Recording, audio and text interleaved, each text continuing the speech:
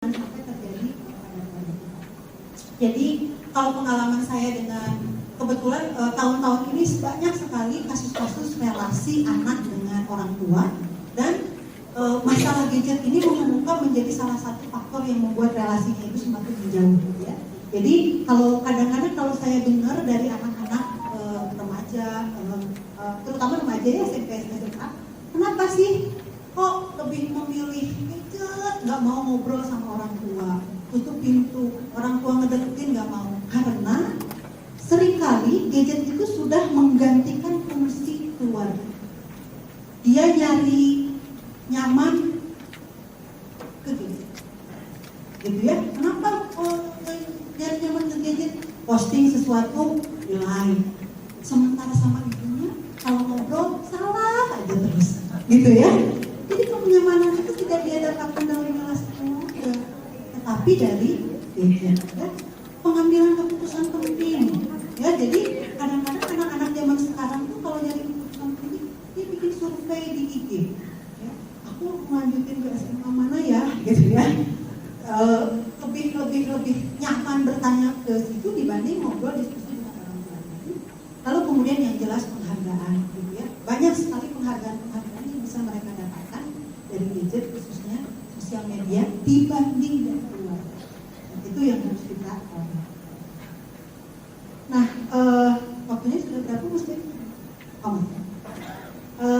Kita akan lanjut ke bagian kedua, yaitu adalah bagian solusinya. Jadi kalau kita bicara tentang pengasuhan, kita akan selalu bicara tentang 3 hal: tujuan pengasuhan, prinsip pengasuhan, dan praktik pengasuhan. Nah, tujuan pengasuhan kalau menurut saya di era digital ini adalah bagaimana si smartphone ini digunakan oleh kita sebagai smartphone.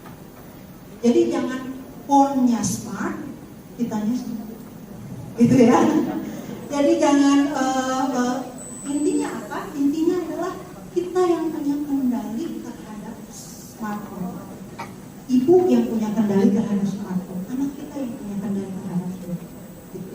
Karena sekarang ini mungkin istilahnya banyak ya, ada addiction, ada high engagement, ada nomophobia itu fear of ketakutan terpisah dari gadget, gitu ya. Nah sekarang banyak orang tua dari usia TK sampai usia SMA datang ke praktek psikolog mengatakan anak saya kecanduan gadget, gitu ya. Nah artinya sebenarnya mungkin harus dilihat lagi apakah kecanduan, apakah hanya bahwa perasaan bahwa saya harus selalu pegang gadget, gitu ya. Jadi kalau menurut saya kalau itu sudah terjadi bahwa anak merasa tidak nyaman kalau dia berpisah dengan gadget, maka itu sebuah tanda bahwa dia tidak bisa mengendalikan gadget, tapi dia mengendalikan gadget. Begitu. Lalu yang kedua adalah prinsip.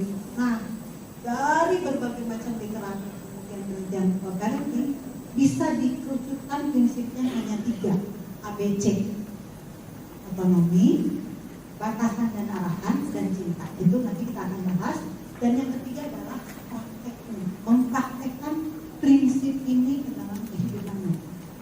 Terkait dengan praktek ini, saya ingat suatu saat saya mengisi sharing parenting di sebuah komunitas orang tua yang ekonomi menengah ke bawah.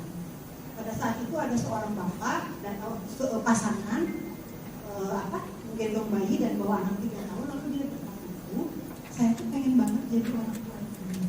Saya nggak punya uang untuk ikutan seminar. Bisa nggak saya menjadi orang tua yang baik tanpa saya ikutan seminar?" Maka pertanyaan itu terngiang terus gitu ya dalam kepala saya, dan akhirnya saya juga jadi berpikir, bisa nggak ya mereka yang tidak punya ke sekolah-sekolah ibu, sekolah-sekolah parenting itu tetap merasa berdaya dan punya keterampilan menjadi orang tua yang baik. Nah, saya berpikir kemudian jawabannya adalah bisa. Ya, kenapa? Karena kita dan anak itu sama-sama manusia. Meskipun berbeda usia, berbeda macam-macam, tapi ada hal-hal yang kita kesamaan. Jadi kalau kita bisa sebagai orang tua menjadi orang tua yang efektif, artinya menghayati apa yang terjadi pada diri kita akan mudah menjalin komunikasi dengan anak. Contoh contoh sederhananya kalau terkait dengan gadget ya, banyak yang dikeluhkan remaja yang datang itu adalah, misalnya saya pulang sekolah capek, terus saya mainlah game sepertiga, terus ibu saya bilang main HP wae gitu ya. Nah kalau kita orang tua yang refleks, mungkin kita akan bisa berpikir dulu sebelum memberi komentar pada anak main HP wae. Kenapa? Karena kalau kita juga lagi capek, kita kadang-kadang butuh hiburan, begitu ya. Nah jadi atau misalnya teman kita lagi temannya anak kita tuh lagi punya masalah berat, lalu chatting terus berhari-hari. Mungkin kalau kita orang tua yang efektif, kita tidak akan begitu saja memarahi anak kita, karena kita juga merasakan kalau kita punya teman lagi punya masalah, kita juga pengen membantu dia secara individu. Jadi kalau saya ingin mengajak